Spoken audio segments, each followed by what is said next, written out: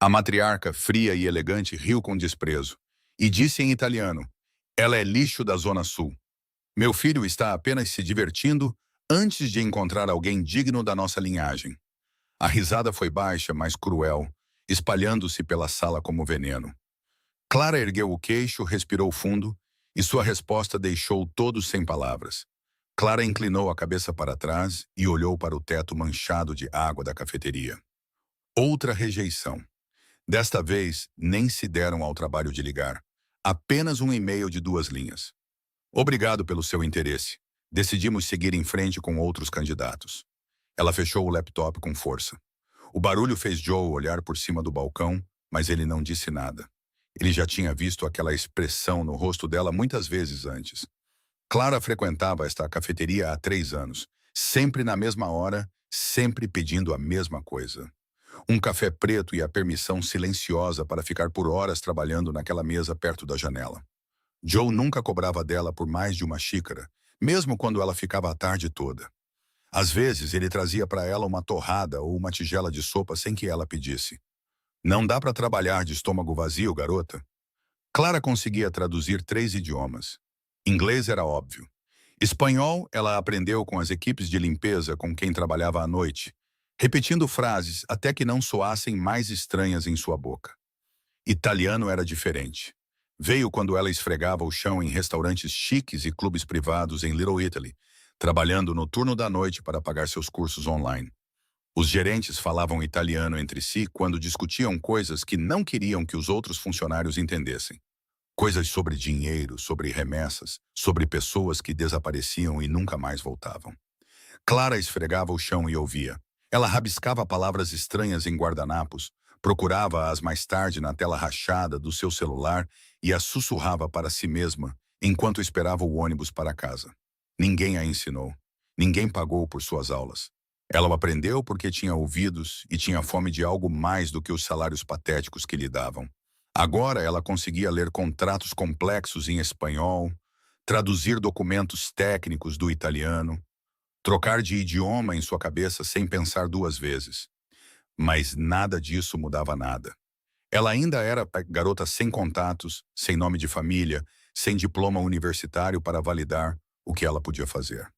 As portas importantes permaneciam trancadas, e quando uma se abria um pouquinho, sempre havia um homem do outro lado olhando para ela do jeito errado, oferecendo oportunidades que vinham com condições que a faziam querer vomitar. Clara sempre dizia não. Ela preferia traduzir cardápios para lanchonetes baratas e folhetos turísticos mal escritos a se vender, mesmo que isso significasse mal conseguir pagar o aluguel a cada mês. Mesmo que significasse usar as mesmas roupas até que se desfizessem nas costuras. Mesmo que significasse morar em um estúdio tão pequeno que sua cama tocava na parede da cozinha e o aquecedor não funcionava desde o inverno passado. Ela suspirou e abriu o laptop novamente. Ela tinha um manual sobre peças industriais para terminar. Palavras chatas, mas pelo menos pagava alguma coisa. Ela estava lendo sobre parafusos e juntas há meia hora quando a porta se abriu. Clara ergueu o olhar sem querer.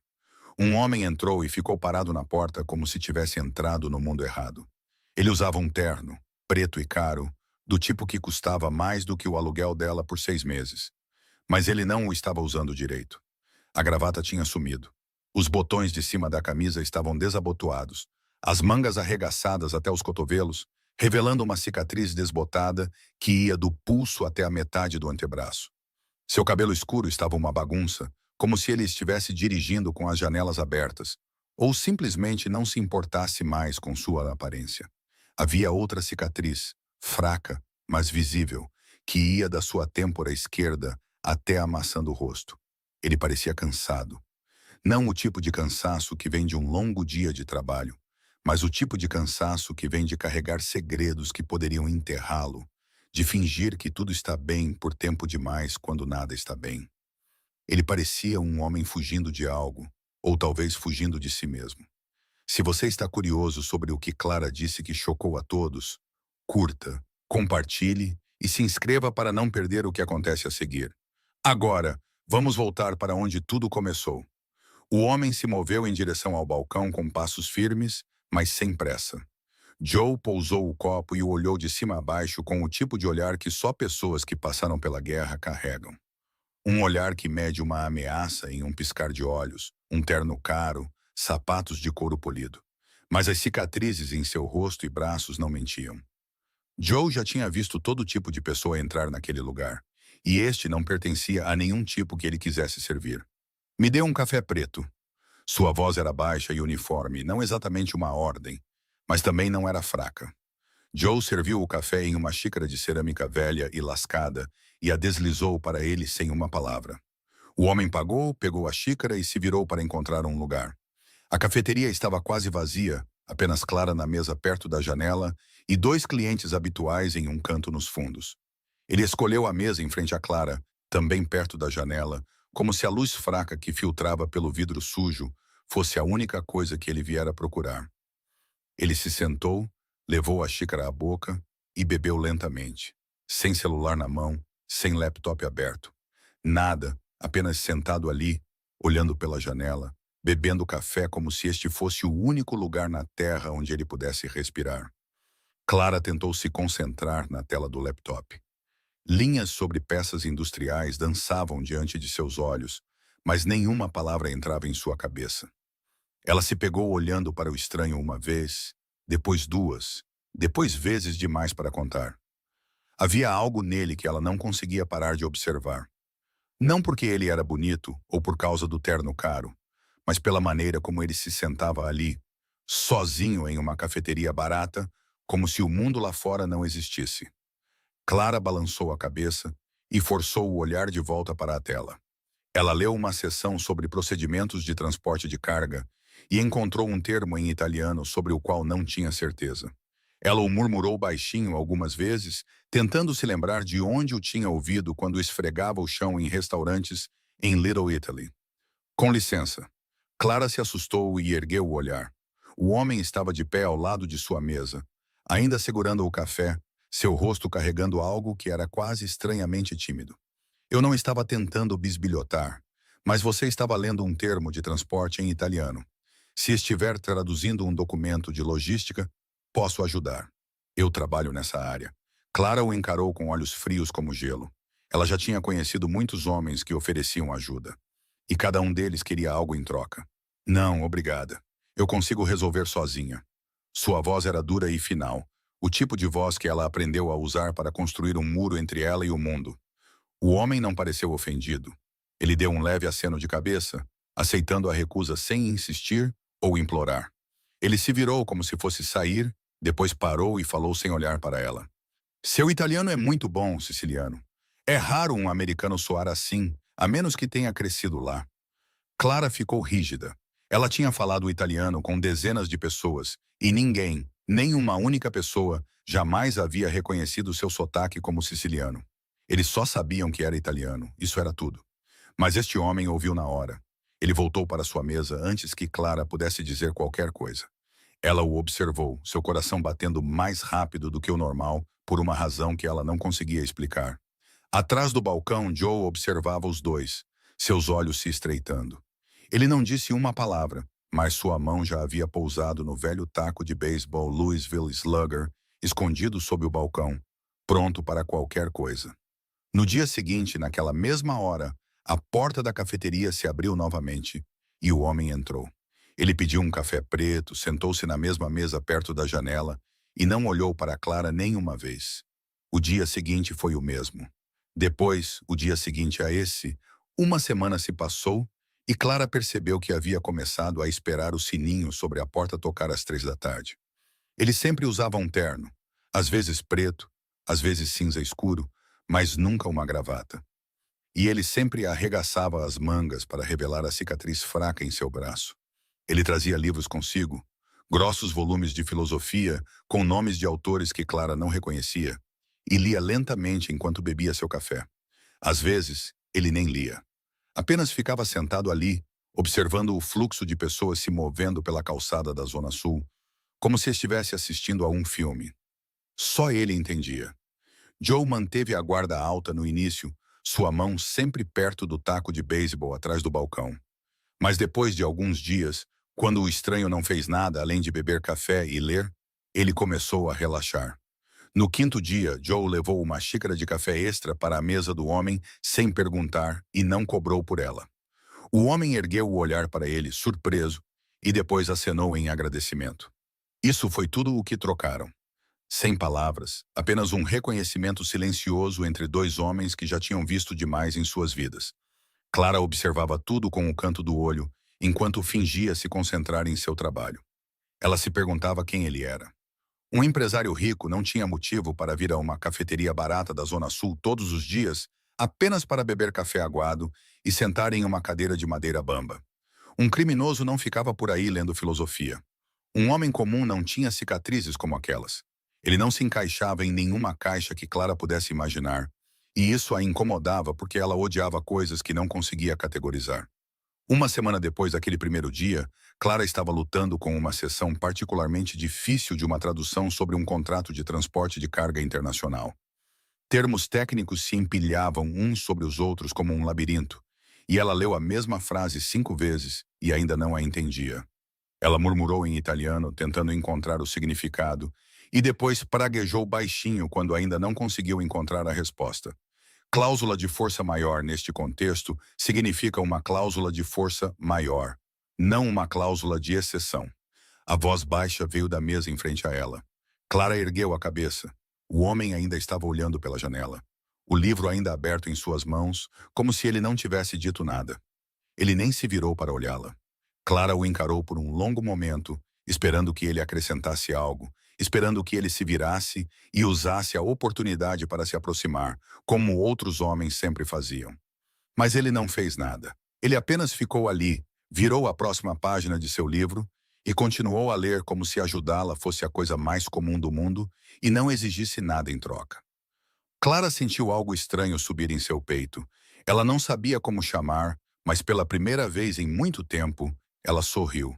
Não o sorriso educado que usava com os clientes. Não o sorriso forçado que usava para esconder o cansaço. Um sorriso de verdade. O tipo de sorriso cujo sentimento ela havia esquecido. E ela nem tinha certeza de quando ele havia desaparecido. Joe viu tudo de trás do balcão. Ele não disse uma palavra. Apenas deu um pequeno aceno de cabeça. Depois voltou a limpar xícaras que já estavam limpas. 3 dias depois, Clara fez algo que nem ela mesma esperava. Quando o homem entrou na cafeteria exatamente às 3 da tarde, como sempre fazia, ela ergueu a cabeça e falou antes que pudesse pensar. Ei! Ele parou no meio do caminho para o balcão, olhando para ela com surpresa indisfarçada. Clara engoliu em seco e continuou, sua voz mais dura do que pretendia. Tenho outro contrato para traduzir. Muitos termos de transporte. Se você não estiver ocupado, poderia se sentar aqui e me ajudar? Ela disse rapidamente, como se tivesse medo de mudar de ideia se falasse mais devagar. O homem a estudou por um longo momento, depois acenou com a cabeça. Ele foi pegar seu café com Joe, que os observava com os olhos semicerrados, depois voltou e sentou-se na cadeira em frente a Clara. Ele manteve uma distância respeitosa. Ele não arrastou a cadeira para mais perto. Não se inclinou em direção a ela. Ele apenas ficou ali com a xícara na mão e esperou. Eu sou Daniel. Daniel Reeves, ele disse como se fosse mais uma pergunta do que uma apresentação. Clara. Clara Bennett. Ela respondeu brevemente, depois virou o laptop para que ele pudesse ver a tela. Eles começaram a trabalhar. Daniel leu o contrato e explicou cada termo com uma paciência que Clara não esperava. Ele conhecia o negócio de transporte como a palma da mão, desde os procedimentos de desembaraço aduaneiro até as cláusulas de seguro de carga internacional. Quando Clara perguntou o que ele fazia da vida, ele disse que era dono de uma empresa de logística chamada Reeves International, focada em transporte e cadeias de suprimentos. Clara acenou com a cabeça, mas não insistiu. Ela sabia reconhecer quando alguém estava contando apenas metade da verdade. E Daniel Reeves estava contando exatamente a metade. Mas ela não tinha o direito de julgar, porque não havia contado a ele nada sobre si mesma, além do seu nome. Eles conversaram sobre trabalho, sobre idiomas, sobre Chicago. Daniel perguntou onde ela havia aprendido italiano, e ela disse que havia aprendido sozinha enquanto trabalhava em restaurantes. Ela não disse que estava esfregando o chão e lavando pratos. Ela apenas disse que havia trabalhado. Ele não perguntou mais nada. Clara perguntou há quanto tempo ele morava em Chicago, E ele disse que a vida toda, mas seus olhos se desviaram ao dizer isso. Ambos foram cuidadosos para evitar o passado, a família, qualquer coisa muito pessoal. A conversa deles parecia uma dança onde ambos sabiam os passos, mas nenhum ousava se aproximar demais. Clara percebeu que Daniel era mais inteligente do que ela supunha, não apenas sobre negócios, mas sobre tudo. Ele lia muito, sabia muito e falava de uma maneira que a fazia se sentir ouvida, em vez de julgada. Mas por trás de seus olhos castanhos escuros, havia uma sombra que ela percebia de passagem sempre que ele pensava que ela não estava prestando atenção. Parecia uma dor antiga que havia se transformado em tecido cicatricial, mas nunca havia cicatrizado de verdade. Daniel também a observava. Ela sabia porque podia sentir o olhar dele sempre que se inclinava sobre a tela. Ele a olhava como se estivesse tentando ler um livro escrito em um idioma que nunca havia aprendido. Clara não sabia o que ele via, mas esperava que ele não visse o cansaço. Esperava que ele não visse as noites sem dormir, se preocupando com o aluguel. Esperava que ele não visse a garota que uma vez dormiu na rua porque não havia mais para onde ir. Atrás do balcão, Joe limpava a mesma xícara repetidamente, uma xícara que estava limpa há muito tempo, e observava os dois jovens sentados perto da janela. Nos 3 anos em que Clara frequentava aquele lugar, ele nunca a tinha visto conversar com alguém por tanto tempo. Ela sempre mantinha a distância, sempre construía seus muros, sempre olhava para as pessoas como se elas fossem machucá-la no momento em que ela as deixasse se aproximar demais. Mas hoje, pela primeira vez, Joe viu uma rachadura naquele muro. Ele não sabia quem era o homem ou de onde ele tinha vindo, mas ele sabia de uma coisa. A maneira como o homem olhava para Clara não era a maneira como outros homens a haviam olhado. Não havia fome nisso, nem cálculo, apenas curiosidade, e talvez algo que parecia reconhecimento, como se ele visse algo nela que era familiar. Joe soltou um suspiro silencioso e pousou a xícara. Ele esperava não estar errado sobre este homem. Naquela noite, o homem dirigiu para o norte da cidade depois de uma longa reunião com pessoas que ele não queria ver, falando sobre coisas que ele não queria ouvir. Ele estava cansado até os ossos. O tipo de cansaço que o sono não conseguia consertar. Ele não tinha planos de passar pela Zona Sul, mas de alguma forma seu carro virou naquela direção de qualquer maneira, como se tivesse vontade própria. Ele estava se movendo lentamente por uma rua escura quando a viu. Clara estava andando sozinha na calçada, os ombros encolhidos contra o frio, os braços firmemente enrolados em uma bolsa velha pressionada contra o peito. O homem pisou no freio por instinto e parou no meio-fio. Ele a observou passar por um grupo de homens bebendo em uma escadaria. Seus olhos grudaram nela como animais observando uma presa. Clara não olhou para eles. Ela apenas abaixou a cabeça e andou mais rápido, e Daniel sentiu suas mãos se apertarem no volante até que seus nós dos dedos ficassem brancos. Ele a seguiu à distância, mantendo-se longe o suficiente para que ela não percebesse. A rua piorava à medida que eles avançavam. Mais postes de luz estavam quebrados do que funcionando, deixando bolsões de escuridão onde qualquer coisa poderia se esconder. Lixo se acumulava nas calçadas, prédios com janelas tapadas e paredes cobertas de grafite. Daniel já tinha visto lugares piores em sua vida. Ele cresceu em meio à violência e à morte. Mas ver Clara se mover por ali sozinha fez algo em seu peito se apertar até doer. Ela parou em frente a um prédio de apartamentos em ruínas, do tipo que as pessoas chamavam de armadilha mortal, se um incêndio começasse. Ela destrancou a porta e desapareceu lá dentro. Alguns minutos depois, uma janela no quarto andar se acendeu. Daniel ficou no carro e olhou para aquela janela por um longo tempo. Ele pensou em sua cobertura em River North, com vista para o rio Chicago. Ele pensou nos ternos em seu armário que custavam mais do que um ano de aluguel em um lugar como este. Ele pensou na vida que estava vivendo e na vida que ela estava vivendo. Ela não havia pedido ajuda a ele. Ela não havia reclamado de suas circunstâncias. Ela apenas aparecia na cafeteria todos os dias, trabalhava em um laptop velho e tentava sobreviver por conta própria. Daniel pegou o celular e ligou para Tommy. Após o segundo toque, alguém atendeu. Chefe. A voz de Tommy era baixa e afiada, embora fosse quase meia-noite. Preciso que alguém vigie uma garota. Proteja-a à distância.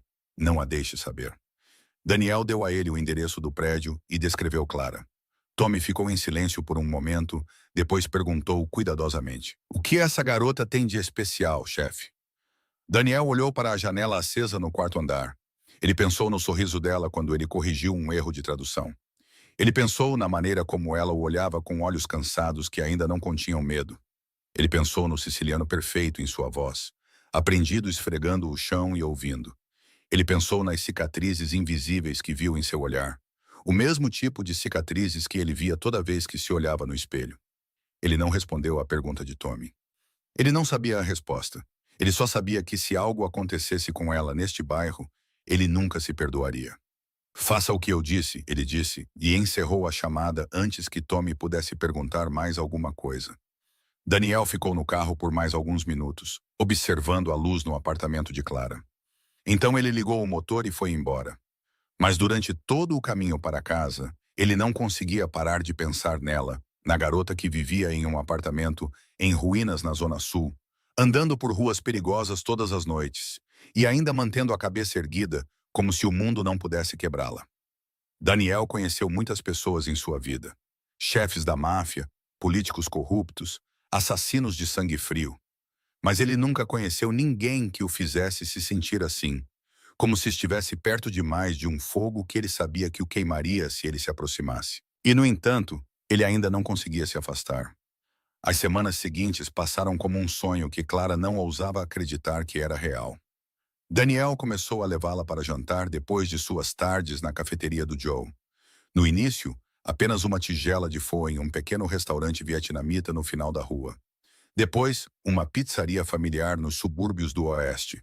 Ele nunca me levava a lugares chiques, nunca fazia reservas em restaurantes com cardápios que não listavam preços. Quando Clara perguntou por quê, ele apenas deu de ombros e disse que não gostava de lugares lotados. Ela não perguntou mais porque gostava mais dos lugares que ele escolhia de qualquer maneira. Lugares onde ela podia usar jeans velhos e um suéter gasto sem se sentir deslocada. Eles caminharam ao longo do Lago Michigan, ao pôr do sol, a última luz transformando a água em ouro, enquanto o vento embaraçava o cabelo de Clara. Daniel contou a ela sobre navios de carga atracando em Chicago, sobre contêineres circulando o mundo, sobre a indústria de transporte que ele dizia amar. Ela ouviu e percebeu que ele falava sobre seu trabalho com profundo conhecimento, mas sem paixão real, como se fosse algo que ele tinha que fazer, não algo que ele queria fazer. Eles pararam em uma livraria de segunda mão em Hyde Park, onde Daniel passou uma hora inteira vasculhando livros de filosofia de capa dura, grossos e amarelados. Clara sentou-se em uma poltrona velha no canto e o observou ler passagens com uma expressão pensativa. Ela se perguntou o que o dono de uma empresa de logística estava aprendendo com Nietzsche e Camus, mas não perguntou por que tinha medo que a resposta estourasse a bolha em que eles estavam vivendo. Uma noite, eles estavam caminhando pela trilha à beira do lago depois do jantar, quando o telefone de Daniel tocou. Ele olhou para a tela e seu rosto mudou. Clara viu a mudança acontecer em um instante, do homem caloroso que segurava sua mão para alguém completamente desconhecido. Seus olhos ficaram frios como gelo. Sua mandíbula travou e todo o seu corpo se enrijeceu como um animal pronto para atacar. Ele atendeu e falou algumas frases rápidas e curtas em italiano. Clara entendeu cada palavra, e o que ela ouviu fez o sangue em suas veias virar gelo. "Resolva isso, não me importa como. Certifique-se de que não haja vestígios." Sua voz era a voz de alguém acostumado a dar ordens, acostumado a ser obedecido, acostumado a ter seus comandos executados sem que ninguém ousasse questioná-lo. Aquela não era a voz de um empresário. Aquela era a voz de alguém que detinha o poder de decidir quem vivia e quem não. Ele encerrou a chamada e olhou de volta para ela, e por uma fração de segundo, Clara viu a escuridão ainda em seus olhos, antes que ela desaparecesse por trás de seu sorriso familiar. "Desculpe, coisas do trabalho." Clara acenou com a cabeça como se acreditasse nele, mas seu coração batia descontroladamente em seu peito. Eles continuaram andando e Daniel pegou sua mão novamente, a palma da mão quente, como se aquela ligação nunca tivesse acontecido. Mas Clara olhou para baixo e viu uma pequena mancha vermelha no punho de sua camisa branca. "Sangue", ela parou. "Daniel, sua manga." Ele olhou para baixo e ela viu sua mandíbula se contrair por um segundo antes de ele relaxá-la. "Ah, Um pequeno acidente no armazém esta tarde. Uma caixa caiu e atingiu minha mão. Ela olhou em seus olhos e soube que ele estava mentindo.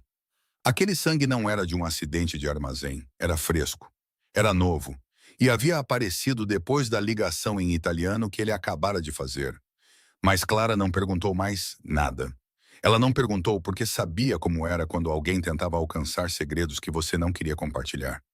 Ela tinha seus próprios segredos. Noites passadas dormindo na rua. Famílias adotivas que a tratavam como lixo.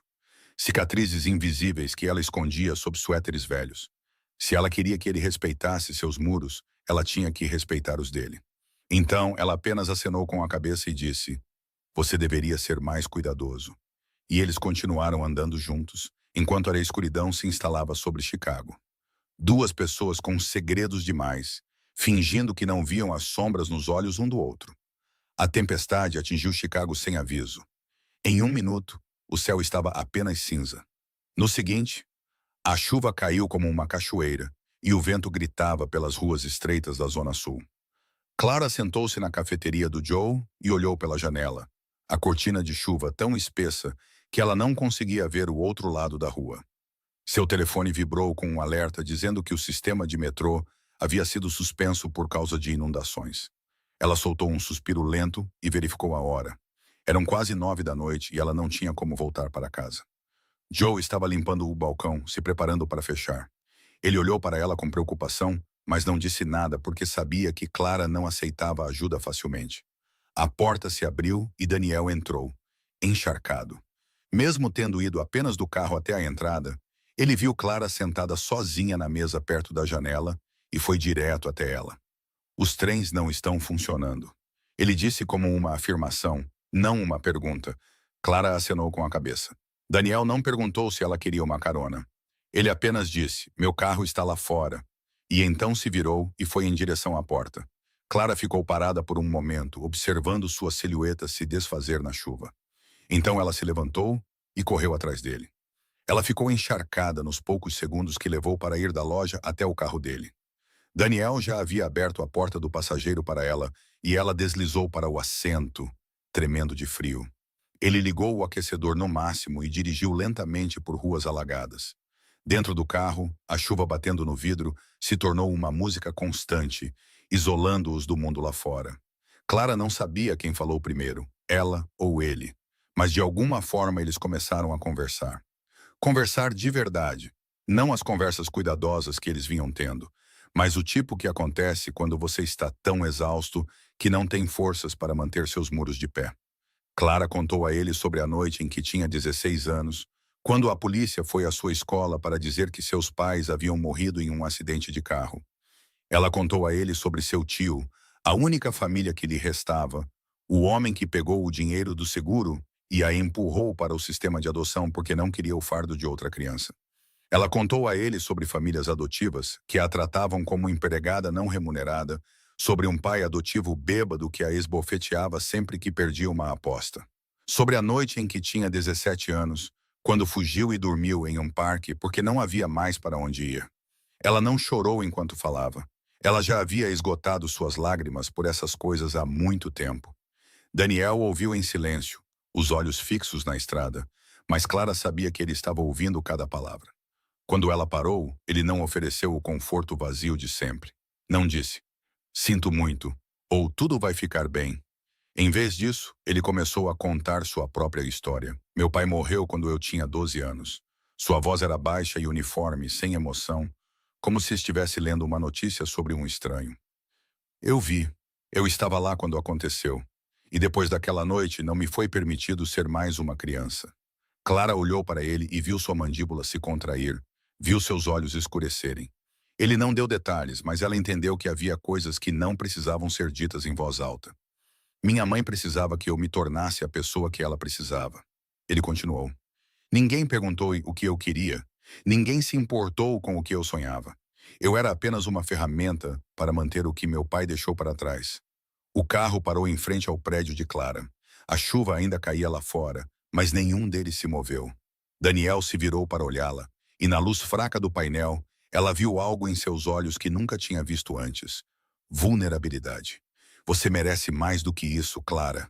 Ele disse, sua voz ficando rouca. Este apartamento, este bairro, esta vida. Você merece mais do que isso. Clara sustentou o olhar dele por um longo momento. Então ela falou, sua voz suave, mas firme. Eu não preciso que ninguém me salve, Daniel. Eu me salvei há muito tempo. Eu só preciso de alguém que não tente mais me machucar.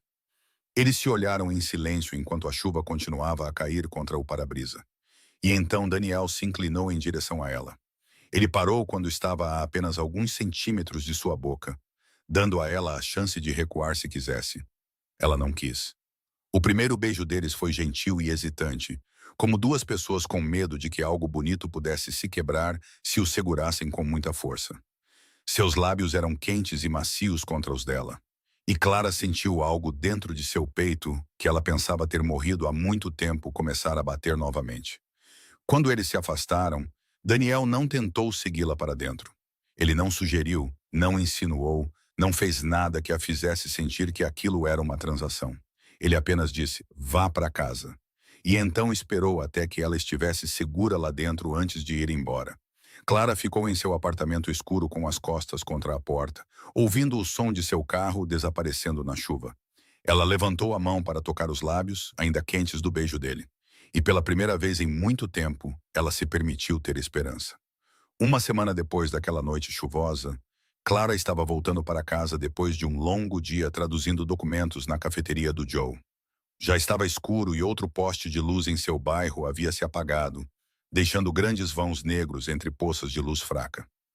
Ela andou mais rápido do que o normal, não porque estivesse com medo, mas porque queria chegar em casa e ligar para Daniel.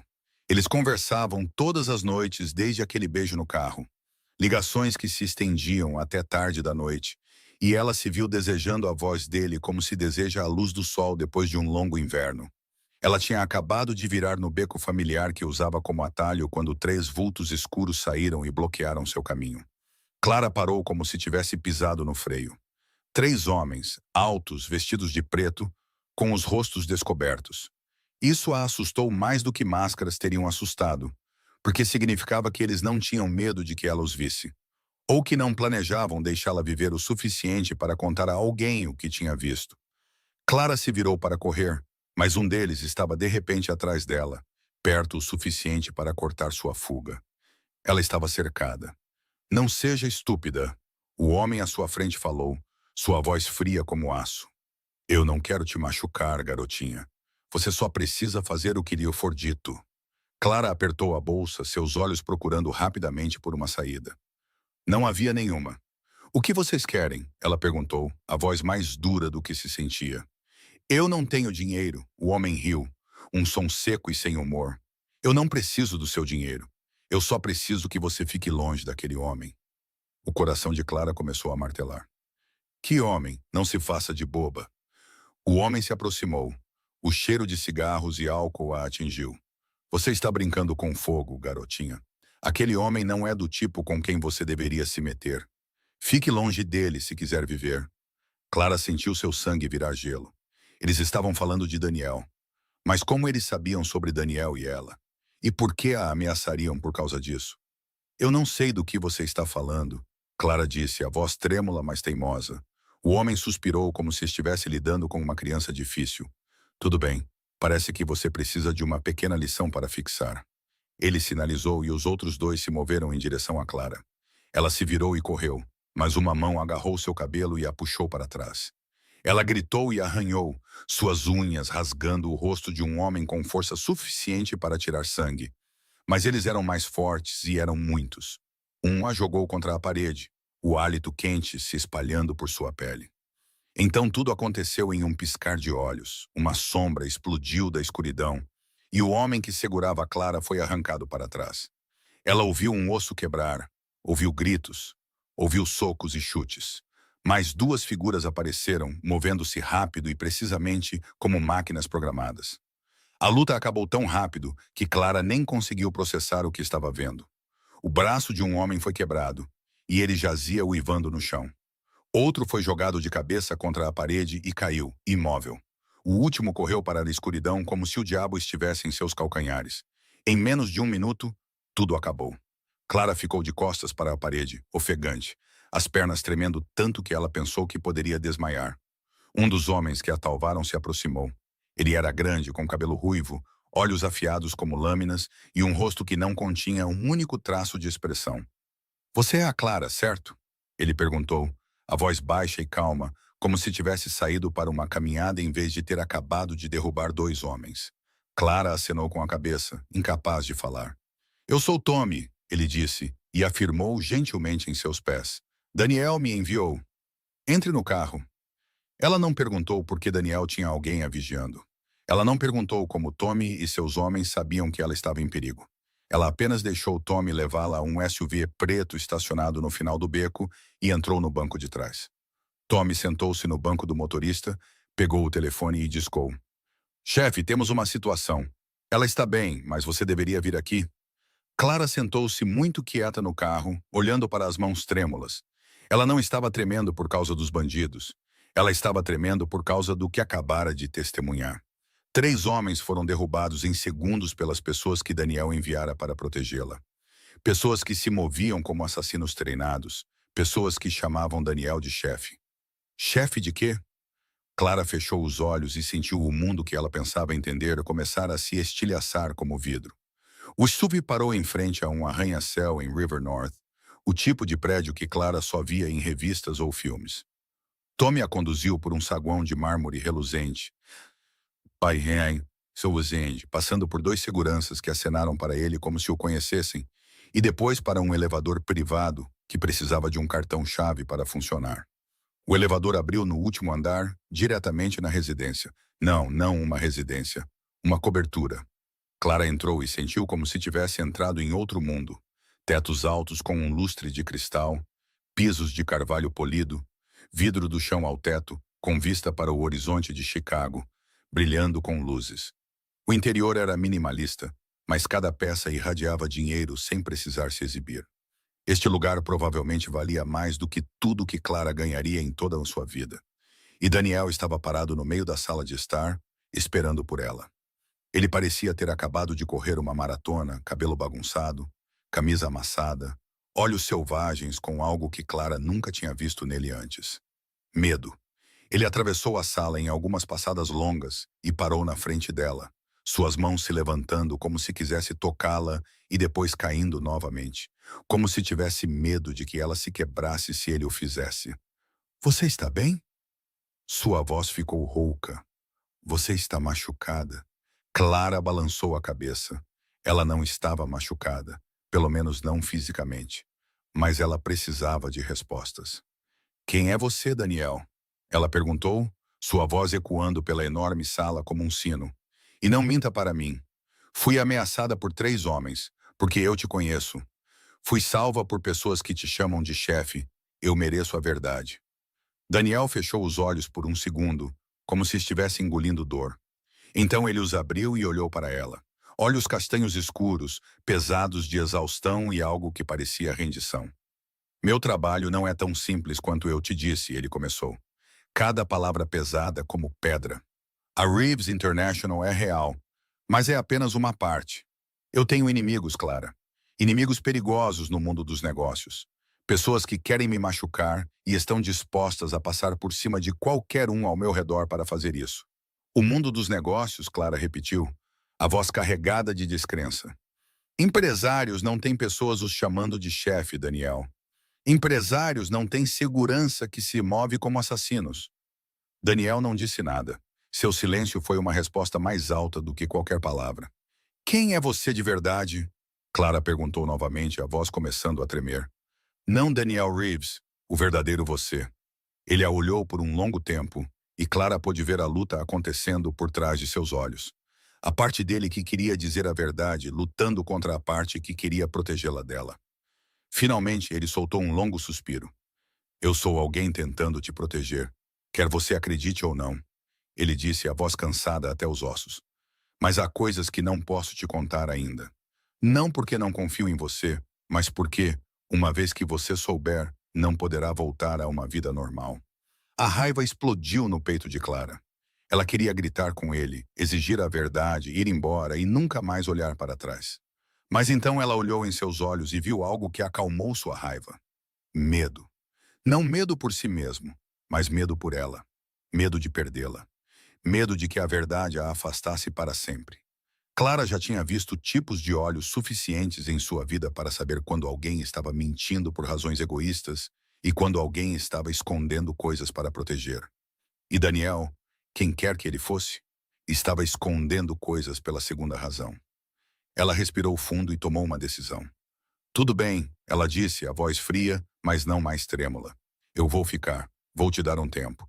Mas me escute, Daniel, ou seja lá qual for o seu nome verdadeiro. Se você mentir para mim mais uma vez, se eu descobrir que você está escondendo qualquer outra coisa que coloque minha vida em risco, eu vou embora e nunca mais volto. Ele olhou para ela e Clara viu seus ombros caírem como se um peso tivesse sido parcialmente levantado. Ele acenou com a cabeça, um aceno pesado e sério. Eu entendo. Eles ficaram frente a frente no luxo da cobertura. Duas pessoas de dois mundos diferentes, ambas cheias de cicatrizes e segredos, ambas com medo e nenhuma disposta a ir embora. Daniel ofereceu que Clara ficasse em um apartamento seguro na Gold Coast até que ele resolvesse o problema dos homens que a ameaçaram. Clara recusou imediatamente, dizendo que não precisava que ninguém a sustentasse e que tinha sua própria vida para cuidar. Mas quando Daniel olhou para ela com olhos cansados e disse que não conseguiria dormir, sabendo que ela estava sozinha naquele apartamento, em ruínas na Zona Sul, ela cedeu. Alguns dias, ela disse. Apenas alguns dias. O apartamento na Gold Coast não era tão extravagante quanto a cobertura de Daniel, mas ainda era mais agradável e confortável do que qualquer lugar onde Clara já tivesse morado. Tinha uma cozinha totalmente equipada, um quarto com uma cama grande e lençóis macios, janelas com vista para um parque verde. Clara ficou na sala de estar no primeiro dia e se sentiu como uma estranha dentro de sua própria vida. Daniel vinha vê-la todos os dias, às vezes de manhã antes do trabalho, às vezes à noite depois de reuniões que ele nunca descrevia em detalhes. Ele trazia comida, livros e sua presença. Dentro do pequeno e protegido espaço deste apartamento seguro, longe do mundo exterior com seus segredos e perigos, Clara começou a ver um Daniel diferente. Ele cozinhava para ela. Não comida de restaurante caro, mas pratos italianos simples que ele disse que sua avó lhe ensinara quando era jovem. Ele ficava na cozinha com as mangas arregaçadas, mexendo uma panela de molho de tomate, enquanto contava sobre a mulher que o criou quando sua mãe estava muito ocupada com os negócios da família. Minha avó foi a única que me amou incondicionalmente, ele disse, né? Os olhos distantes enquanto observava o molho borbulhar. Ela não se importava com quem eu me tornaria ou o que eu poderia fazer pela família. Ela me amava apenas porque eu era eu. Clara sentou-se no balcão da cozinha com as pernas balançando e ouviu. Ela entendia aquele sentimento, o sentimento de ser amado por nada além de si mesmo. Ela não tivera isso depois que seus pais morreram. Eles conversavam sobre livros, sobre filosofia, sobre as grandes questões que não tinham respostas. Daniel lia uma quantidade surpreendente, de Platão a Dostoiévski, de Marco Aurélio a Albert Camus. Ele disse que começou a ler depois que seu pai morreu, quando tinha 12 anos, e não tinha com quem conversar sobre o que estava acontecendo dentro de sua cabeça. Os livros eram meus amigos quando eu não tinha mais ninguém, ele disse com um sorriso triste. E Clara acenou com a cabeça porque entendia. Ela tinha feito a mesma coisa com os idiomas, aprendendo italiano e espanhol como uma forma de escapar da realidade brutal do sistema de adoção. Pouco a pouco, Clara percebeu que Daniel tinha medo das mesmas coisas que ela. Ele tinha medo de ser abandonado. Ele tinha medo de não merecer amor. Ele tinha medo de que, se as pessoas soubessem quem ele realmente era, elas virariam as costas e iriam embora. Ela via esse medo na maneira como ele a olhava quando pensava que ela não estava prestando atenção. Na maneira como ele segurava sua mão um pouco mais forte toda vez que tinha que sair. Na maneira como ele perguntava, "Você tem certeza de que quer ficar?" Como se não pudesse acreditar que ela ainda estava ali. E Clara começou a amá-lo. Não o amor relâmpago dos filmes, mas o tipo que cresce do entendimento, de conversas tarde da noite, de refeições simples na cozinha, de ver as cicatrizes um do outro e não se afastar.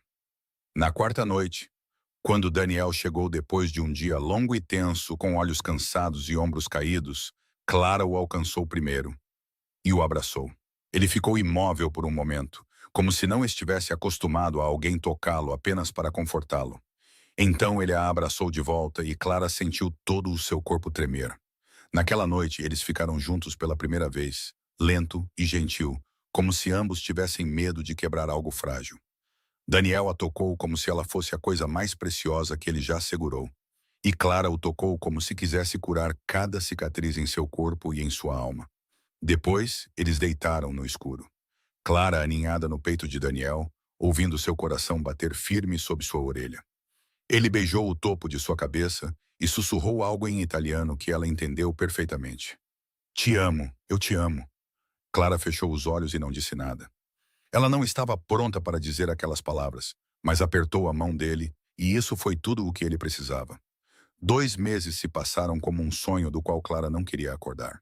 Ela havia voltado para seu apartamento na Zona Sul depois de alguns dias no lugar seguro. Mas Daniel vinha vê-la todos os dias e eles passavam a maior parte do tempo livre juntos. Ela ainda trabalhava na cafeteria do Joe, ainda traduzia documentos em seu laptop velho. Mas agora Daniel se sentava em frente a ela, bebendo café e lendo livros, como se fosse a coisa mais normal do mundo. Joe não dizia nada, mas começou a trazer doces extras para os dois sem cobrar. Então, uma noite, quando estavam sentados no sofá da cobertura de Daniel depois do jantar, ele disse de repente, eu quero te apresentar a minha família. Clara quase derramou o vinho em sua mão. Ela o encarou, esperando que ele dissesse que estava brincando, mas seu rosto estava completamente sério.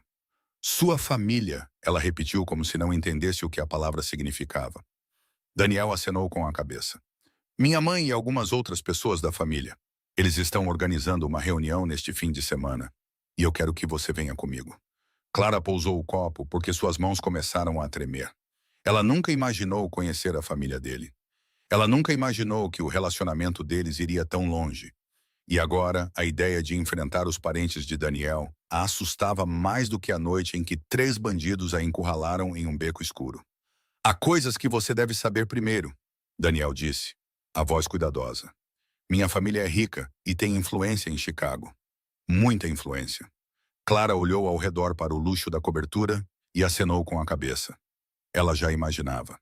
Minha mãe pode ser difícil, Daniel continuou, e Clara pôde vê-lo escolhendo cada palavra com cuidado. Ela tem certas expectativas sobre o tipo de pessoa com quem eu deveria estar. Você quer dizer alguém que não é da Zona Sul e não ganha a vida como tradutora freelancer? Clara disse secamente, a voz amarga. Daniel não negou. Ele apenas segurou a mão dela com mais força. Eu não me importo com o que minha mãe pensa. Eu te amo. Você é com quem eu quero estar. E eu quero que eles saibam disso. Clara soltou a mão e se levantou, caminhando até a janela com vista para a cidade. Seu coração tropeçava dentro do peito. Parte dela queria recusar, dizer não e manter esse relacionamento escondido em um lugar seguro onde ninguém a julgasse. Mas outra parte dela sabia que, se Daniel estava disposto a trazê-la para o seu mundo, ela não poderia ser covarde e recuar. Eu não tenho nada para vestir, ela disse, a voz mais baixa do que queria. Nada que sirva para uma festa de gente rica. Eu compro algo para você. Daniel se levantou e ficou ao lado dela. O que você quiser. Clara se virou e olhou para ele, os olhos endurecendo. Não, ela disse, ríspida e final. Eu não preciso que você compre roupas para mim. Eu não quero aparecer naquela festa como uma joia que você escolheu. Se eu for, vou como eu mesma, com algo que comprei com meu próprio dinheiro. Daniel a olhou por um longo momento, depois acenou lentamente com a cabeça. Ok. Naquele fim de semana, Clara foi a uma loja de segunda mão em Wicker Park, que já havia visitado algumas vezes. Ela encontrou um vestido azul escuro, simples, mas elegante, com um corte que valorizava sua figura esguia. Custou $40, quase todas as suas pequenas economias. Mas quando se olhou no espelho do provador, soube que valeu a pena. Na noite da festa, Daniel veio buscá-la em seu apartamento na Zona Sul. Quando ela abriu a porta, ele ficou parado como se tivesse virado pedra, seus olhos percorrendo-a da cabeça aos pés, antes de pousarem em seu rosto. Você está linda, ele disse, a voz rouca, mais bonita do que qualquer pessoa que eu já conheci. As bochechas de Clara esquentaram, mas ela não desviou o olhar. Ela ergueu o queixo e saiu pela porta. Eles caminharam até o carro, onde Tommy estava esperando no banco do motorista. Quando Daniel abriu a porta para Clara, Tommy olhou para ele no espelho retrovisor com uma expressão que Clara não entendeu. Chefe, Tommy disse, a voz baixa e cautelosa. Eu ainda acho que isso é uma má ideia. O homem ficou rígido por um segundo. Depois relaxou. Anotado, Tommy. Agora dirija. Tommy balançou a cabeça levemente, mas ligou o motor. Clara sentou-se ao lado de Daniel, os dedos cerrados em sua pequena bolsa, sem saber que estava a caminho da Cova dos Leões. O carro parou em frente a uma mansão em Lincoln Park, e Clara sentiu sua respiração prender na garganta.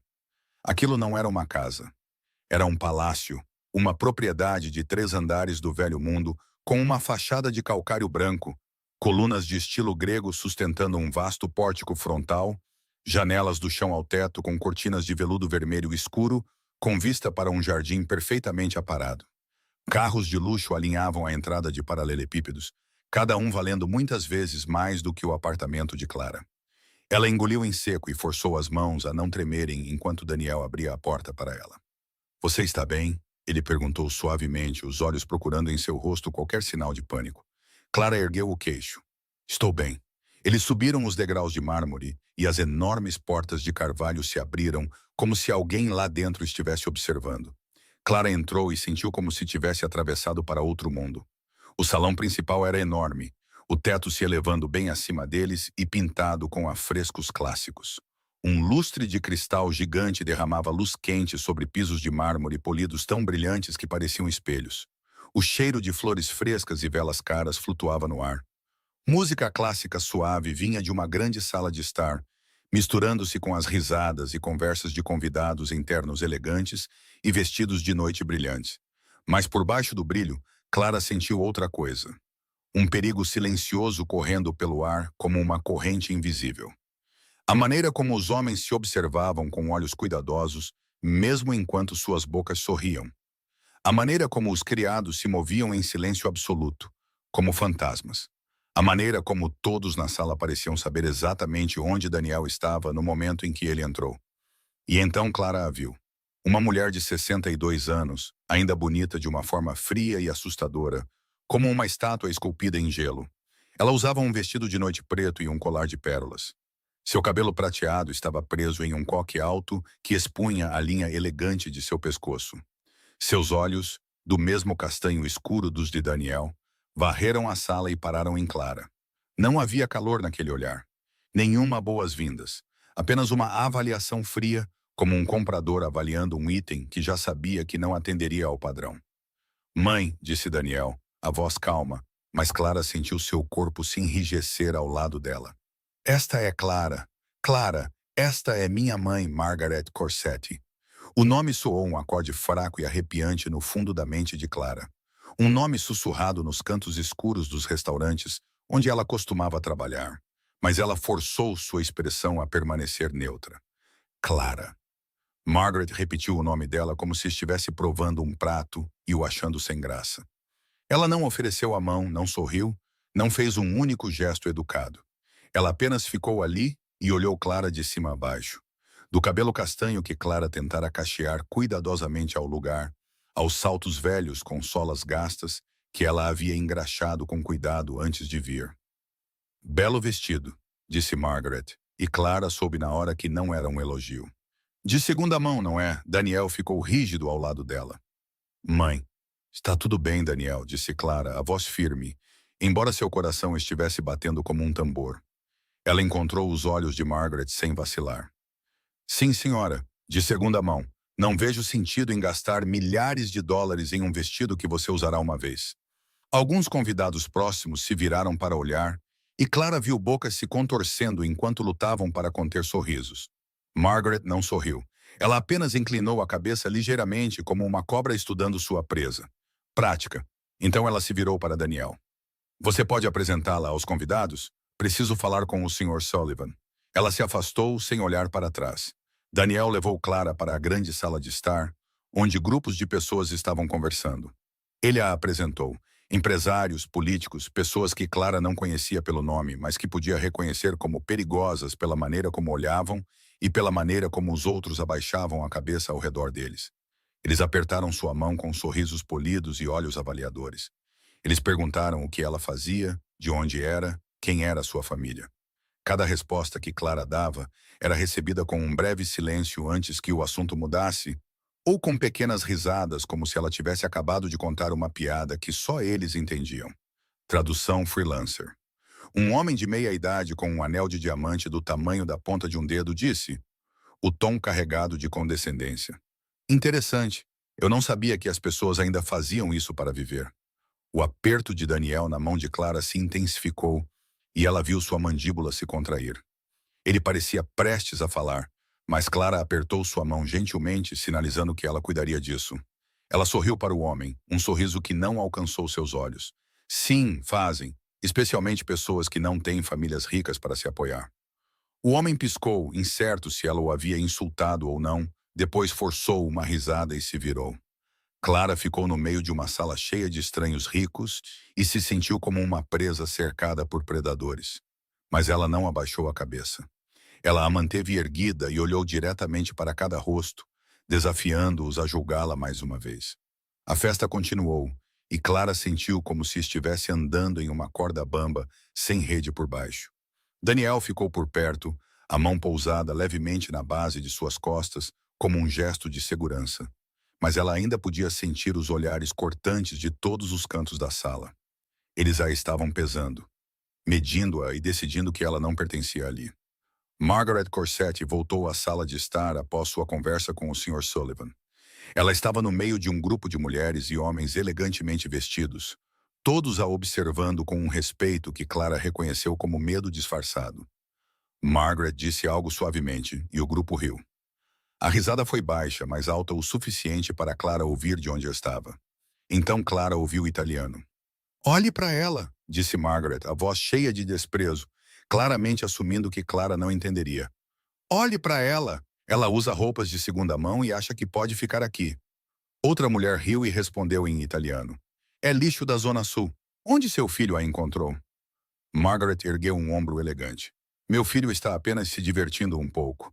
Logo ele encontrará alguém digno do nosso sangue. Esta garota não tem família, nem educação, nada. A risada dele se espalhou pelo grupo, pequena, mas cruel.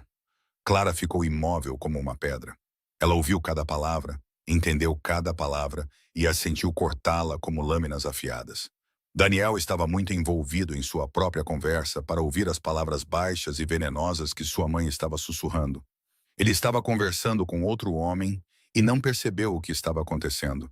Mas Clara entendeu. Ela entendeu tão claramente como se estivessem dizendo diretamente para ela. Por um segundo, ela quis correr. Ela quis sair daquela sala, sair daquela casa, sair daquele mundo ao qual ela nunca deveria pertencer.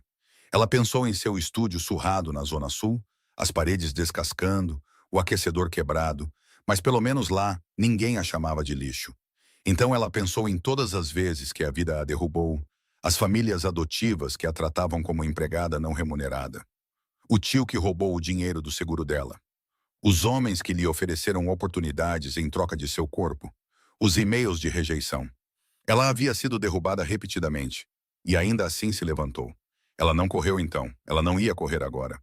Clara respirou fundo, ergueu o queixo e caminhou diretamente em direção ao grupo que estava rindo dela. Daniel a viu se mover e correu atrás dela, sem entender o que estava acontecendo. Clara parou na frente de Margaret, perto o suficiente para ver o leve brilho de surpresa nos olhos da mulher mais velha por sua audácia.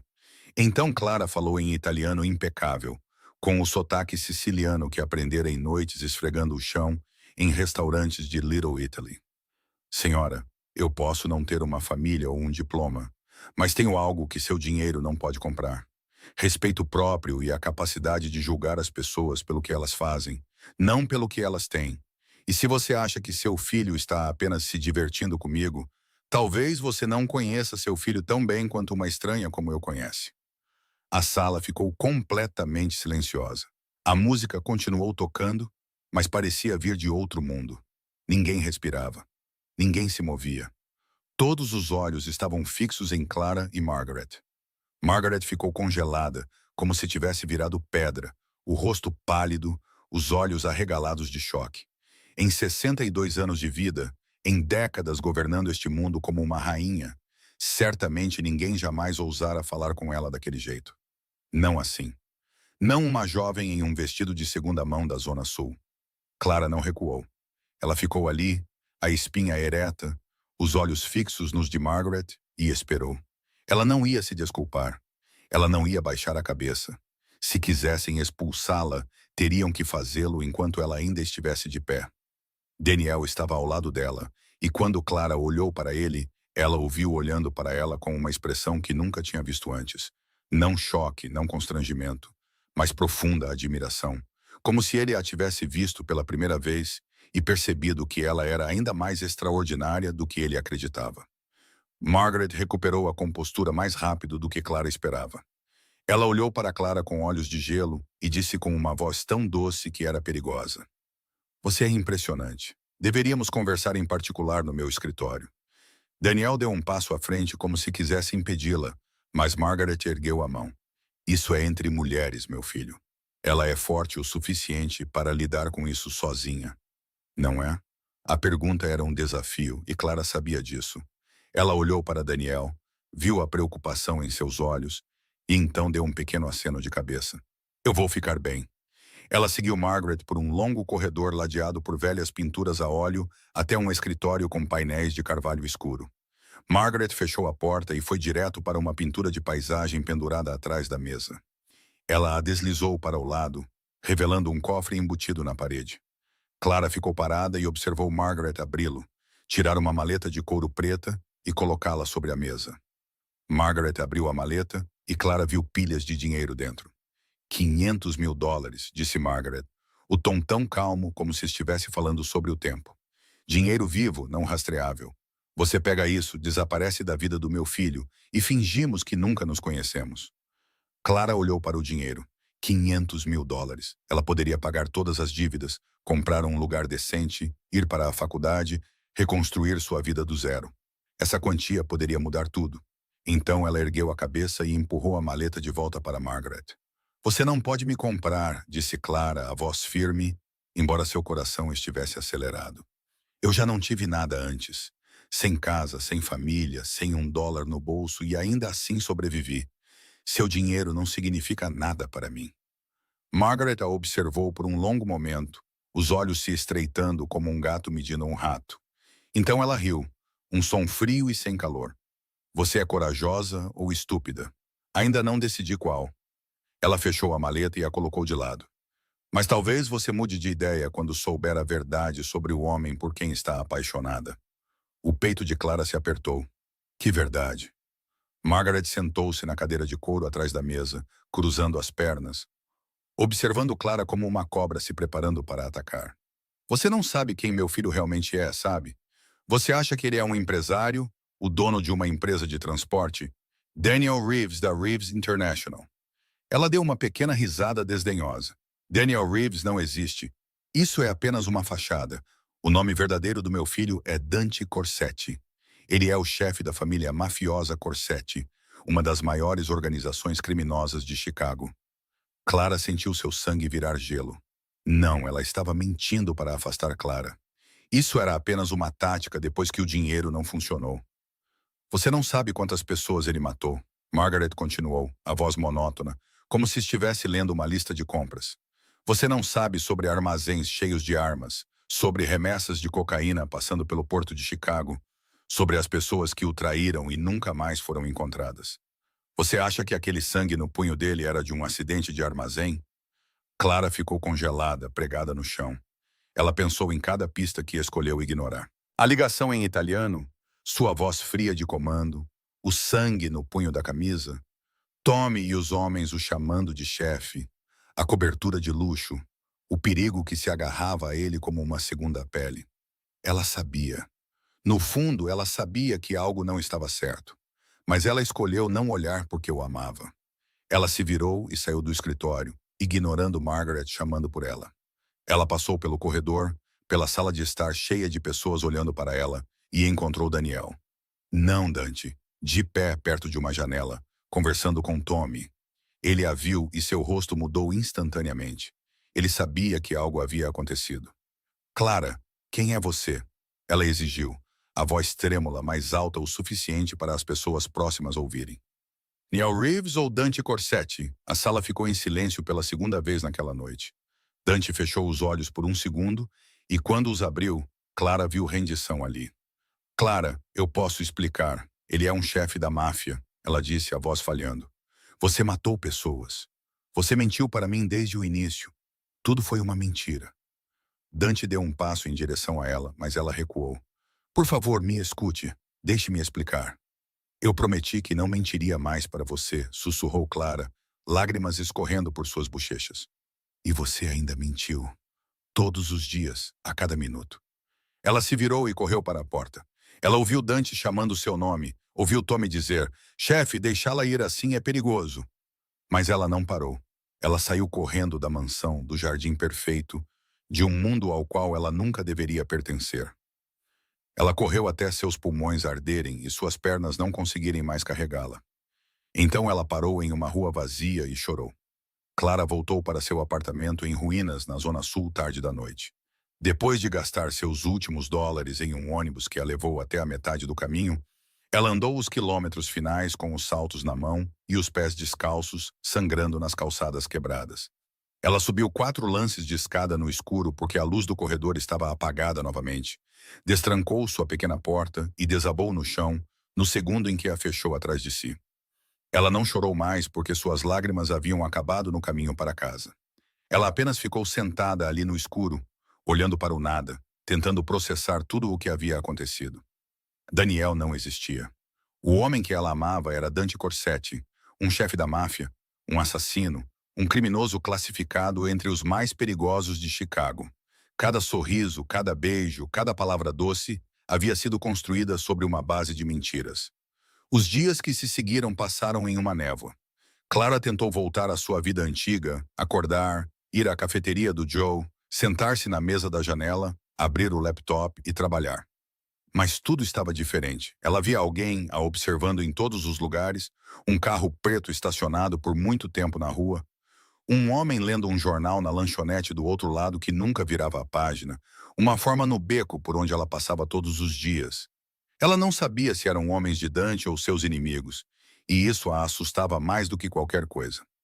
Joe percebeu imediatamente. Ele viu as olheiras sob os olhos dela, a maneira como ela se encolhia toda vez que o sino da porta tocava, o assento vazio em frente a ela, onde Daniel costumava se sentar. Mas ele não perguntou. Ele apenas trazia café e torradas extras para a mesa dela sem uma palavra. Depois dava um tapinha gentil em seu ombro antes de se virar. Uma semana se passou. Clara começou a pensar que talvez tivesse escapado. Talvez o mundo de Dante a deixasse em paz se ela mantivesse distância. Ela estava errada. Aquele dia era uma terça-feira comum. Clara estava caminhando para o Joe como sempre, o laptop na bolsa, música tocando em seu celular velho. Ela não percebeu a van branca diminuindo a velocidade ao seu lado até que fosse tarde demais. A porta lateral se abriu e 2 homens saíram correndo. Clara gritou e tentou correr, mas uma mão agarrou seu cabelo e a puxou para trás. Ela se virou e arranhou o rosto de um homem, suas unhas cravando uma longa linha em sua bochecha. Mas o outro deu um soco em seu estômago e ela se dobrou, sem fôlego. Eles a empurraram para dentro da van e a porta se fechou antes que alguém pudesse ver. Clara foi vendada e suas mãos foram amarradas durante todo o trajeto. Ela tentou rastrear cada curva, contar os minutos, qualquer coisa que pudesse lhe dizer onde estava. Mas depois de um tempo, ela se perdeu completamente. Quando a van parou e a arrastaram para fora, ela sentiu cheiro de óleo de motor e metal enferrujado, uma área industrial. Eles a levaram para um prédio e a forçaram a sentar em uma cadeira. Alguém arrancou a venda e Clara piscou sob as luzes de neon. Ela estava em um armazém velho, cercada por prateleiras vazias e máquinas abandonadas cobertas de poeira. Sentado à sua frente estava um homem asiático de 40 e poucos anos, vestindo um terno cinza, cabelo preto penteado para trás, olhos frios e um sorriso que nunca os alcançava. Clara Bennett, ele disse, a voz com um leve sotaque estrangeiro. A namorada de Dante Corsetti, ou devo dizer, ex-namorada, pelo que ouvi. Quem é você? Clara perguntou, a voz rouca mas firme. Victor Jung. Ele sentou-se na cadeira em frente a ela e cruzou as pernas como se fosse uma reunião de negócios comum. Eu comando a tríade em Chicago e tenho algumas divergências com a família Corsetti que precisam ser resolvidas. Clara entendeu instantaneamente. Eu sou uma isca, ela disse, não como uma pergunta. Victor sorriu satisfeito. Garota esperta. Sim, Dante Corsetti virá para te salvar. E quando ele vier, eu estarei esperando. Clara sustentou o olhar de Victor sem piscar. Ela não implorou, não chorou, não demonstrou medo, embora seu coração estivesse batendo forte no peito. Você acha que Dante virá por mim? Ela disse, a voz fria como pedra. Nós terminamos. Ele não se importa mais comigo. E mesmo que ele venha, você não o entende de jeito nenhum. Da mesma forma que não me entende. Victor inclinou a cabeça intrigado. Ele não esperava essa calma de uma garota que acabara de ser sequestrada.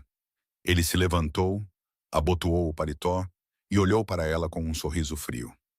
Veremos. Então ele se virou e foi embora, deixando Clara sozinha no armazém com 2 guardas e uma escuridão que começou a engolir cada resquício de esperança. O telefone de Dante tocou enquanto ele estava em sua cobertura, olhando para Chicago à noite. Ele não dormia desde a noite em que Clara foi embora. Não comia, não trabalhava. Ele apenas ficava ali e pensava nela. Ele olhou para a tela e viu um número desconhecido.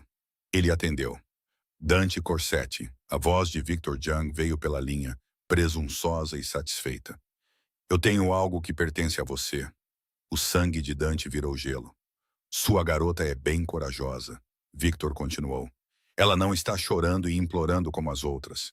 Mas não acho que ela manterá essa compostura por muito tempo se você não cooperar. O que você quer? Dante perguntou, a voz um rosnado de uma fera ferida. Victor deu uma risada suave e começou a listar suas exigências. 10 milhões de dólares, controle da área portuária sul e um pedido de desculpas público na frente de todas as outras famílias. Dante não ouviu até o fim. Ele desligou no meio da frase e atirou o telefone na parede, a tela se estilhaçando. Tommy entrou correndo com o barulho. Ele viu Dante parado no meio da sala, todo o seu corpo tremendo de fúria, os olhos selvagens como um lobo encurralado. Chefe, o que aconteceu? Dante olhou para Tommy e Tommy deu um passo instintivo para trás. Em 10 anos trabalhando para Dante, ele nunca tinha visto seu chefe perder o controle assim. Jung pegou a Clara. Dante disse, a voz tão fria que o ar na sala pareceu congelar.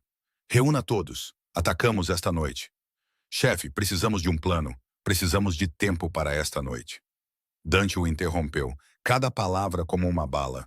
Não me importa quantos homens custe, não me importa quantas pessoas morram. Eu vou trazê-la de volta.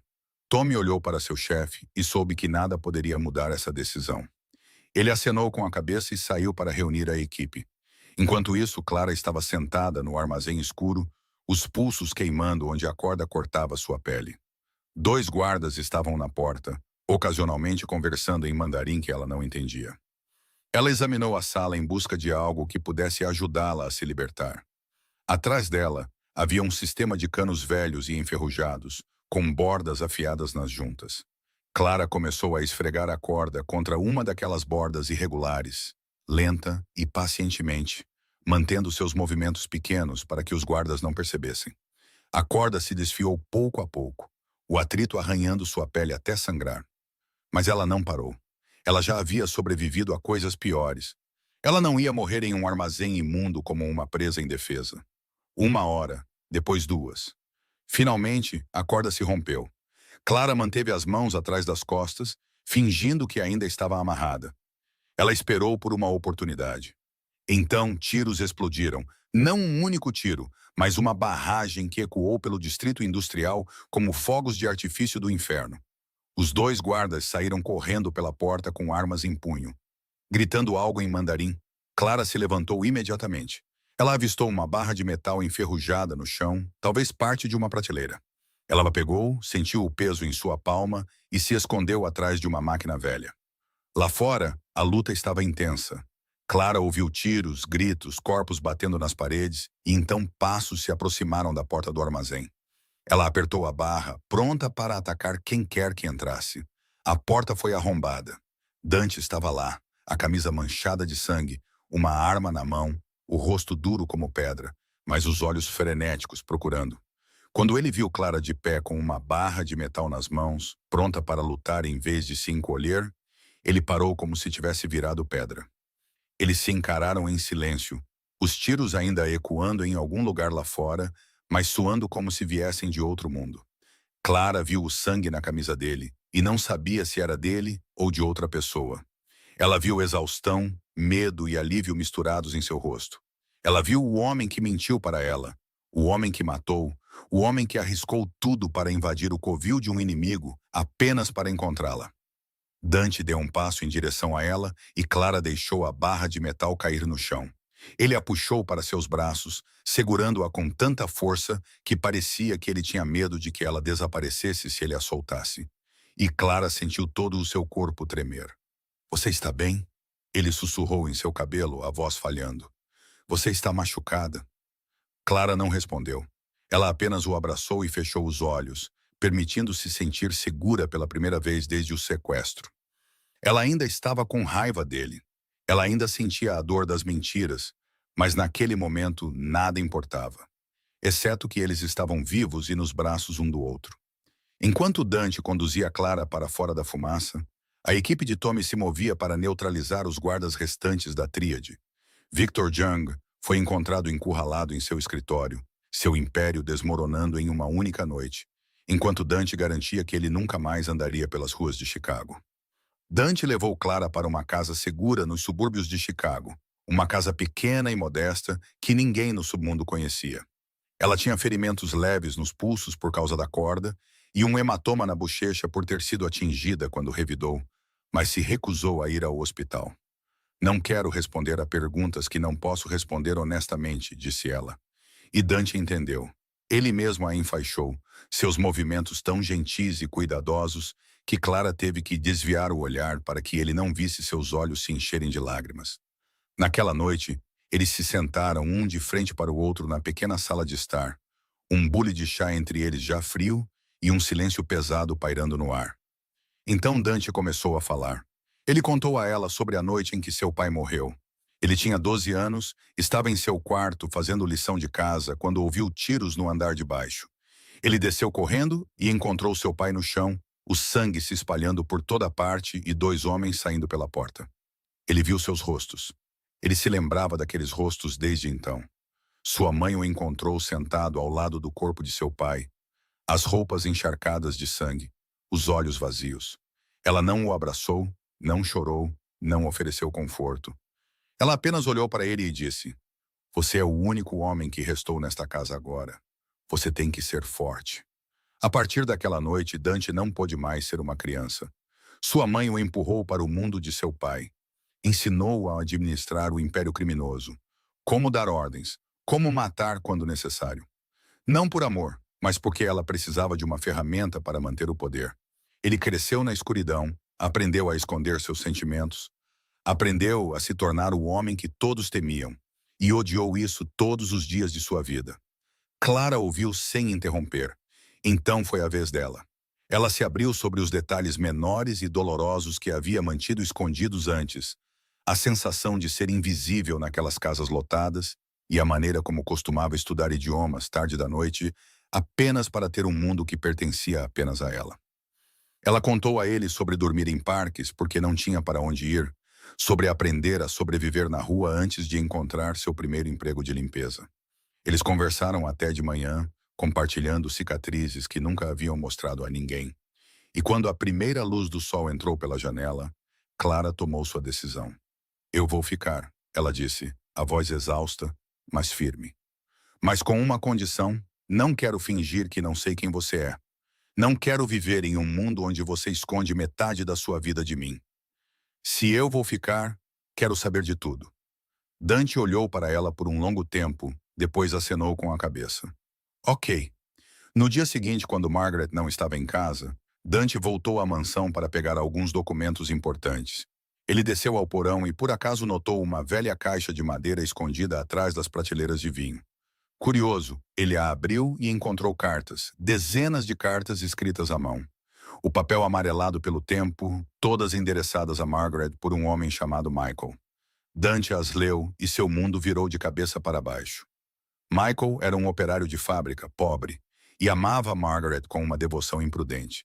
Eles se conheceram quando Margaret era jovem, antes de sua família forçá-la a se casar com o pai de Dante para fortalecer uma aliança entre duas famílias. As cartas estavam cheias de amor, esperança e planos de fugir juntos.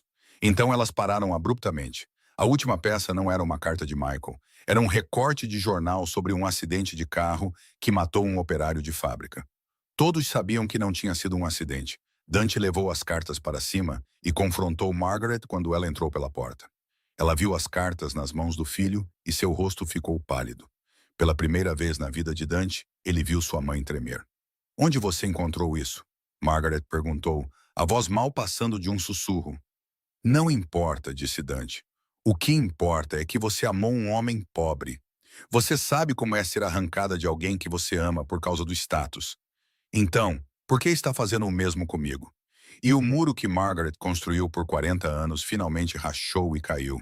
Ela se afundou em uma cadeira, os ombros tremendo, e chorou. Pela primeira vez em décadas, ela chorou. Ela contou a Dante sobre Michael, sobre seu primeiro amor, sobre o plano de fugir juntos, e sobre a noite em que recebeu a notícia de que ele havia morrido em um acidente que o avô de Dante havia arranjado. "Eu o perdi", disse Margaret entre lágrimas, "e construí um muro ao redor do meu coração a partir daquele dia, porque não conseguiria sobreviver a esse tipo de dor novamente. Eu pensei, se você nunca amasse ninguém, não seria ferido como eu fui." Dante se ajoelhou na frente dela. E pela primeira vez em anos, eles realmente se viram. 6 meses se passaram desde aquela noite caótica. Clara agora estava sentada em seu próprio escritório particular, no 12º andar da Corsetti International, olhando para o horizonte de Chicago através de uma grande vidraça. Na parede pendia sua certificação oficial da Associação Americana de Tradutores, prova do que ela conquistou por sua própria capacidade. Ela era a intérprete oficial para todos os negócios legítimos da família Corsetti, desde contratos de transporte internacional até acordos comerciais com parceiros europeus. Dante estava gradualmente mudando as operações da família para um caminho legal, lento e perigoso, porque nem todos na organização concordavam. Mas ele estava determinado. Ele disse a Clara que queria construir um legado diferente, um do qual seus filhos pudessem se orgulhar um dia, em vez de ter que se esconder. Margaret também havia mudado. Ela não se tornou calorosa da noite para o dia. Esse tipo de personalidade estava enraizado nela há muito tempo, mas ela começou a respeitar Clara. Às vezes, ela até pedia a opinião de Clara sobre contratos internacionais, sobre idioma e cultura, sobre os parceiros que estava se preparando para encontrar. E de vez em quando ninguém estava olhando, Clara pegava Margaret a observando com uma expressão que não conseguia nomear. Talvez reconhecimento, talvez um traço de inveja, porque Clara tinha algo que Margaret havia perdido há muito tempo. Numa tarde de outono, Dante foi ao escritório de Clara e disse que queria levá-la a algum lugar. Ela não perguntou onde, apenas pegou o casaco e o seguiu. Quando o carro parou em frente à cafeteria do Joe, na Zona Sul, Clara sentiu o coração apertar. Ela não voltava lá desde o sequestro. Não porque estivesse com medo, mas porque não sabia como encarar Joe depois de tudo o que havia acontecido. Eles entraram e Joe estava atrás do balcão como sempre, com sua carranca familiar. Mas hoje, algo estava diferente. A mesa perto da janela, a mesa de Clara, estava coberta com uma toalha branca e limpa, um pequeno vaso de flores no centro. Joe já havia preparado 2 xícaras de seu melhor café, o tipo que ele só fazia para ocasiões especiais. Clara olhou para Dante com um olhar interrogativo, mas ele apenas sorriu e a levou até a mesa. Eles se sentaram e Clara percebeu que a mão de Dante tremia ligeiramente enquanto ele pegava a dela. Então ele se levantou e se ajoelhou na frente dela. Clara parou de respirar. Dante tirou uma pequena caixa e a abriu. Dentro não havia um grande anel de diamante, do tipo que ela esperava que um homem rico como ele escolhesse. Era um anel de ouro simples, ligeiramente gasto, com uma pequena pedra que captava a luz com um brilho silencioso e modesto. "Este era o anel da minha avó", disse Dante, a voz ficando rouca. "Ela foi a única mulher que me amou incondicionalmente antes de eu te conhecer. Eu quero que você o tenha." Clara olhou para o anel, depois para ele, lágrimas começando a escorrer por suas bochechas. Clara, você não precisa de mim, disse Dante. Cada palavra pesada e sincera. Você sobreviveu por conta própria antes de me conhecer, e pode sobreviver sem mim. Você é mais forte do que qualquer pessoa que eu já conheci. Mas eu quero construir um novo mundo com você. Não o mundo de segredos e violência da minha família. Não um mundo que te machucou com portas fechadas e desprezo. Um mundo que seja nosso. Um lugar onde possamos ser nós mesmos. Um lugar onde curemos as feridas um do outro em vez de criar novas. Você quer construir esse mundo comigo? Clara não conseguia falar por causa das lágrimas. Ela apenas acenou com a cabeça uma vez, depois duas, e finalmente forçou uma única palavra quebrada. Sim. Dante deslizou o anel em seu dedo e se levantou para puxá-la para seus braços. Joe se aproximou com 2 xícaras de café nas mãos. Seu rosto ainda tão rude como sempre, mas seus olhos úmidos. Demorou para pedir. Ele pousou o café e balançou a cabeça. Estou esperando há meses. Pensei que teria que esperar mais alguns. Clara riu entre as lágrimas e se levantou para abraçá-lo. Obrigada, Joe, por tudo. Joe deu um tapinha desajeitado em suas costas, depois se virou e fingiu limpar o balcão para esconder o fato de que estava enxugando os olhos. Do lado de fora da janela, Chicago ainda estava lá, em toda a sua beleza e perigo. A cidade ainda estava cheia de escuridão, ainda cheia de pessoas que queriam machucá-los, ainda cheia de lutas que teriam que ser travadas. A vida de Clara e Dante nunca seria normal da maneira que outras pessoas definem normal. Mas quando Clara olhou para o anel em sua mão, e depois para os olhos do homem sentado à sua frente, ela soube que havia encontrado seu lugar. Não no dinheiro, não no poder, não em mansões brilhantes ou festas luxuosas, mas em ser amada exatamente como ela era, com cada cicatriz e aresta afiada, com um passado doloroso e noites passadas na rua, com teimosia e respeito próprio que nunca se curvaram, e que ela percebeu valer mais do que qualquer dinheiro poderia comprar. A história de Clara e Dante nos ensina que de onde você vem não define seu valor. Se você nasceu em um palácio ou foi criado na rua, o que importa é como você enfrenta as dificuldades, a dignidade que protege e o amor que dá aos outros.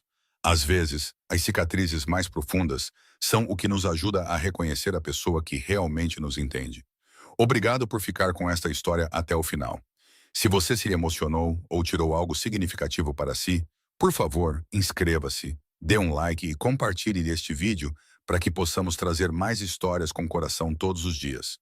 Como esta história fez você se sentir? Você já enfrentou julgamentos sobre sua origem ou status social em sua própria vida? Compartilhe seus pensamentos nos comentários abaixo. Nós realmente queremos ouvir o que está em seu coração. Finalmente, desejo a todos que estão assistindo a este vídeo muita saúde, uma vida alegre e paz diária. Adeus e até o próximo vídeo.